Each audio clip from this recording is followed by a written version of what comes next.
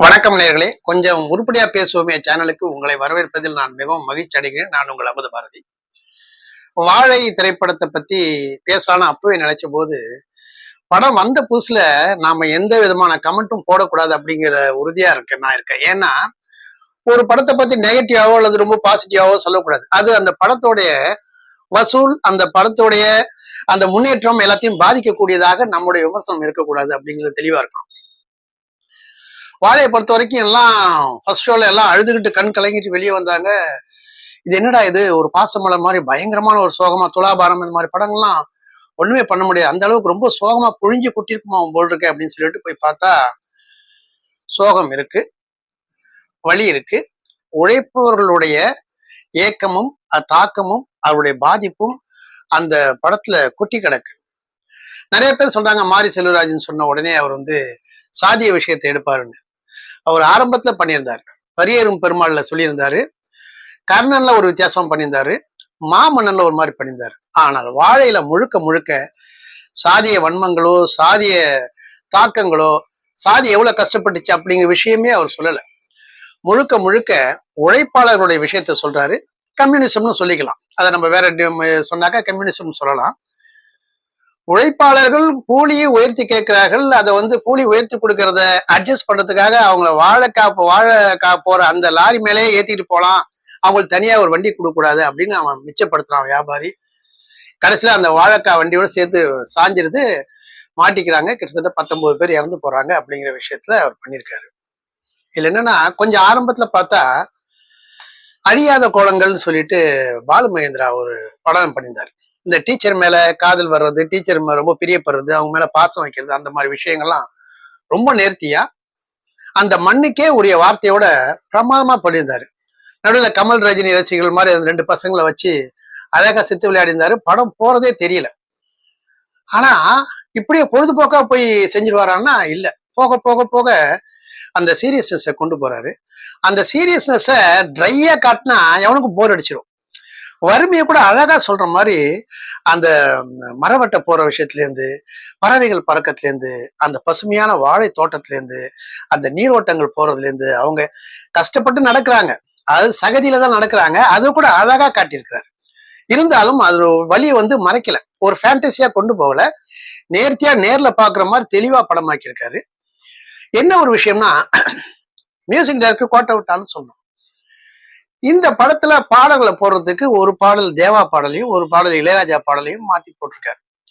இதே பெரிய இசையமைப்பாளர்களா இருந்தாக்கா அந்த சிச்சுவேஷனுக்கு வேற ஒரு பாட்டை போட்டு அந்த பாட்டு மனதுல தங்குற மாதிரி செஞ்சிருப்பாங்க. அதுல மியூசிக் டைரக்டர் கொஞ்சம் கோட்டை விட்டாலும் சொல்லணும், அல்லது இவரோட டாமினேஷனுக்கு ஈடு கொடுக்க முடியல அப்படிங்கிற மாதிரி சொல்லணும். ஆனா இன்னும் இப்ப சமகாலத்துல நிறைய படங்கள் வந்துட்டு இருக்கு, ஒரு தரமான படங்கள் தான் வந்துட்டு இருக்கு. அந்த பக்கம் பா ரஞ்சித்தோட தங்கலான் வந்திருக்கு, அந்த பக்கம் ராயன் வந்திருக்கு, இப்போ அந்தகன் வந்திருக்கு. இந்த மாதிரி படங்கள் வந்துட்டு இருக்கும்போது வெற்றிமாறன் ஒரு பக்கம் அருமையா படங்கள் பண்ணிட்டு இருக்காரு. ஒரு அடக்கி ஒடுக்கி வைக்கப்பட்ட ஒரு இனத்தின் அருமையான கலை எழுச்சியா தான் நம்ம இதை பார்க்கணும். எல்லாமே அவங்களே போட்டி போற அளவுக்கு பிரபலமா பண்ணியிருக்காங்க. ஆனால் வெற்றிமாறன் என்ன பண்ணுவாருன்னா, அசுரன் எடுக்கும்போது வெக்கை அப்படிங்கிறது பூமணியோடைய கதை. அந்த கதையில நான் 10 தடவை படிச்சிருக்கேன். அந்த படத்துக்கு பூமணி தான் படமா அந்த படத்தை டைரக்ட் பண்ண போறதா முதல்ல இருந்துச்சு. அதுக்கு நான் இசையமைக்கிறதால ஏற்பாடுலாம் இருந்துச்சு. அப்புறம் அவர் நிறைய பேர் கேட்டாங்க, பாலா எல்லாம் கேட்டாங்கன்னு சொல்லுவாங்க.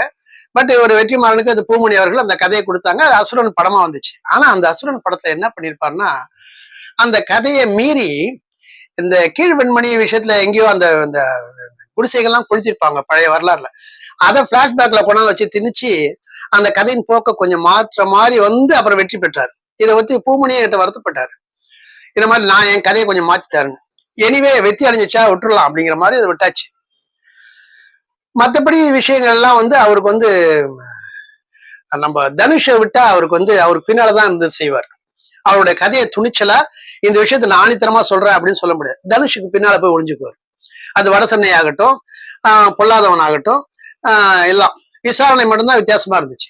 ஆடுகளம் ஆகட்டும் எல்லாம் தனுஷுக்கு பின்னாலதான் அவருடைய ஆட்டமே அந்த பின்னால ஆடுவார். பா ரஞ்சித் எடுத்துக்கிட்டா அவர் வேற மாதிரி கதை களத்தை சொல்லுவார். மெட்ராஸ்லாம் அற்புதமான படங்கள் கார்த்திக் வச்சு பண்ணாரு. அதுக்கப்புறம் திடீர்னு கபாலின்னு ரஜினிகிட்ட போயிட்டாரு. அப்புறம் காலா இன்னொரு படம் வேற பண்ணாரு. அப்புறம் கொஞ்ச நாள் கேப்புக்கு அப்புறம் சார்பட்டா பரம்பரை பண்ணாரு. ஆனா அவருமே ஒரு சூப்பர் ஸ்டாரு, ஒரு கார்த்திக், ஒரு ஆர்யா, இப்படி ஸ்டார்டம், அந்த ஸ்டார் அந்தஸ்துக்கு பின்னால ஒளிஞ்சுக்கிட்டு தான் அவரும் விளையாடுறாரு. ஆனா மாரி செல்வராஜ் பாத்தீங்கன்னா இந்த கதை தான்டா, எங்க பூமியில நடந்த கதை, என் கதையை எடுக்கிறேன். ஸ்டார்லாம் பெருசா தேவையில்லை, மிகப்பெரிய விஷயங்களா தேவையில்லை, அந்த 2 பசங்க வச்சு அப்படியே கொண்டு வந்து மனசை டச் பண்ண என்னால முடியும் அப்படிங்க. ஏன்னா உண்மையான கதைக்கு வலிமையும் ஜாஸ்தி, வலியும் ஜாஸ்தி.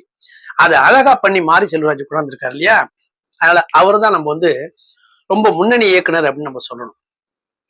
அவரும் வந்து உதயநிதி ஸ்டாலின் பின்னாலையும் அந்த மாமன்னன் பண்ணாரு, அது வேற களம். எல்லாத்தையும் தூக்கி போட்டுட்டு அப்படியே இயல்பா உழைப்பாளர்களுடைய விஷயத்தை அப்படியே கொண்டு வரும்போது ஒரு கம்யூனிச தத்துவத்தை இவ்வளவு அழகா சுகர் கோட்டடா ஒரு காமெடி கலந்து சோகம் கலந்து கொண்டாடுற விஷயம் இருக்க.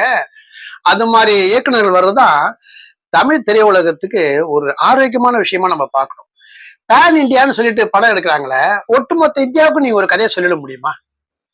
நான் இங்க பழைய சாப்பிடுவேன், அவங்க சப்பாத்தி சாப்பிடுவான். நான் இங்க சாப்பிடுற, நான் அணிகிற உடை வேற மாதிரி இருக்கும், அவன் அணிகிற உடை இருக்கும். ஒட்டுமொத்த இந்தியாவுக்கும் ஒரே மாதிரி உடை, ஒரே மாதிரி உணவு, ஒரே மாதிரி கலாச்சாரத்தை எப்படி கொண்டாட முடியும்? அது ஒரு ஏமாற்றுதல். ஒரு எல்லாத்தையும் கலந்து அந்த நடிகனையும் கூட்டுக்க வேண்டியது, இந்த நடிகனையும் கூப்பிட்டுக்க வேண்டியது. சமீப காலமா தைரியம் இல்லாத இயக்குநர்கள் பெரிய இயக்குநர்கள் சொல்லிக்கிறாங்க. அந்த இயக்குநர்கள் பேர்லாம் நான் சொல்ல விரும்பல. ஒவ்வொரு படத்தையும் கொத்து கொத்த 5-6 ஸ்டேட்ல ஒரு நடிகனை போய் ஏன் பிடிச்சி இழுக்கிற நீ? உன் கதையை ஒழுங்கா சொல்ல தெரியலன்னா அவனை வச்சாது அந்த ஸ்டேட்ல ஓடிடாதா, இவனை வச்சா இந்த ஸ்டேட்ல ஓடிடாதா அப்படின்னு சொல்லிட்டு மலையாளம், கன்னடம், ஹிந்தி, தெலுங்கு எல்லா ஆர்டிஸ்டும் போட்டு கூட்டு பண்ணும்போது என்ன ஆகுதுன்னா, அவ்வளவு ஆர்டிஸ்டுக்கு பணம் கொடுக்குறோமா, இந்த பணம்லாம் அதுல சேருதா? அதுல சேர்ந்தவன இத்தனை கோடி ஆகி போச்சா ப்ரொடக்ஷனு, அதுக்கு மேல அது ஓடணும் அப்படிங்கும் போது கதாநாயகன்ல ஓட விடுறாங்க. கதாநாயகன் ஓடி போய் ஒவ்வொரு தியேட்டர்லயும் போய் நான் ப்ரொமோட் பண்றேன் பேர் வழி, ப்ரொமோட் பண்றேன் பேர் வழின்னு போய் அந்த படத்தை பத்தி எல்லாம் சொல்றாங்க. அவங்க அலையிறாங்க பாவம். அதுக்கு முன்ன எம்ஜிஆர், சிவாஜி, முத்துராமன், ஜெய்சங்கர், ரவிச்சந்திரன் இவங்க படம் எல்லாம் ஓடிக்கிட்டு இருந்தாங்க. அவங்க பாட்டுக்கு ஒரு படத்தை தயாரிச்சு விட்டுட்டு வெளியே வந்துருவாங்க. அது படம் ஓடும். படத்தை பத்தி மக்கள் பேசணுமா, படத்தை பத்தி படத்தின் கதாநாயகனே பேசிக் கொண்டிருக்க முடியுமா? இந்த மாதிரி கேவலங்கள்லாம் நடக்காம இருக்கணுங்கிறதுக்கு சரியான, வேற வார்த்தை சொல்லக்கூடாது, சவுக்கடின்னு சொல்லலாம். அந்த மாதிரி கொடுத்ததுதான் மாரி செல்வராஜ் அவர்கள். ஆகவே வெற்றிமாறன் ஆகட்டும், பா ரஞ்சித் ஆகட்டும், இயக்குனராக உருவெடுத்திருக்கக்கூடிய தனுஷ் ஆகட்டும், எல்லாரையும் தாண்டி முன்னணியில் இருக்கக்கூடிய அற்புதமான திறமை படைத்த தைரியசாலியான மாரி செல்வராஜுக்கு ஒரு மிகப்பெரிய வணக்கத்தை சொல்வோம்.